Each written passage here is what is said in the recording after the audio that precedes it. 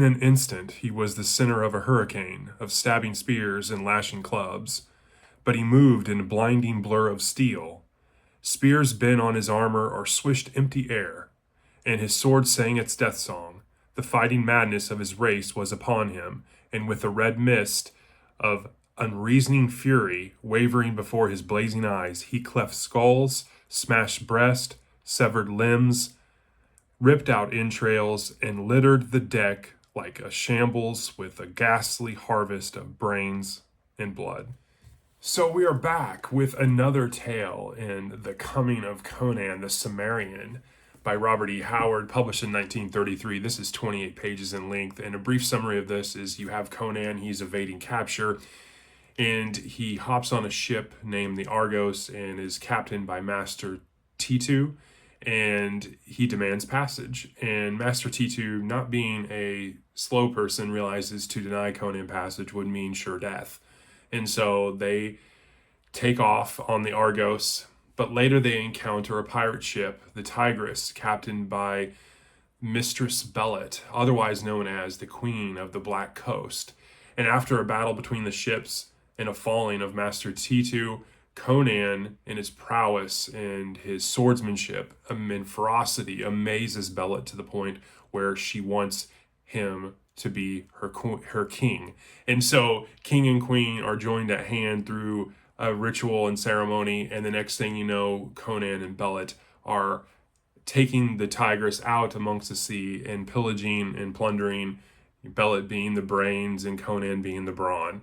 And so that's really the story, but where it comes to a conflict is when you do one job too many, or you come upon something that seems too good to be true, and the next thing you know, you happen to fight mystical creatures. And so that's really the premise of the story. What makes it really, really good, in my opinion, is, again, we have a sword and sorcery tale, but it's also mixed with the high seas, and you get some pirating, and I thought that was a nice dynamic to introduce Conan even further and explore and expand his cachet. The story introduces Bellet, the Queen of the Black Coast. I thought she was an interesting character, a fierce pirate who forms a pretty unique bond with Conan, showcasing not only Conan's strength, but also his complex emotions. I think there's definitely some themes of freedom and wildness here. You have a fierce independence of both Bellet and Conan, a mutual relationship, all geared towards the gaining and acquiring of power. And I think you continue to showcase the shadowy, mystical creatures and different creatures upon these tales. I like the nods to the gods. There's mention of Ishtar, Ashtoreth, Adonis, Mitra, Crom, Set, and Bel.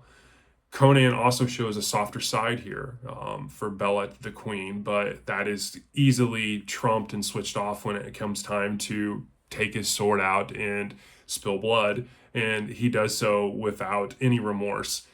I think it's an interesting tale. I thought there was definitely towards the end and how he honors Bellet, I think it shows a softer side as well, an understanding and intelligence in Conan. And I really enjoyed this. I'm really enjoying kind of going through this omnibus book, a tale at a time each week, and it really breaks up the monotony, and it's something to look forward to. I hope you are as well, and I hope you have a great Thursday. Thank you. 3, 2, 1.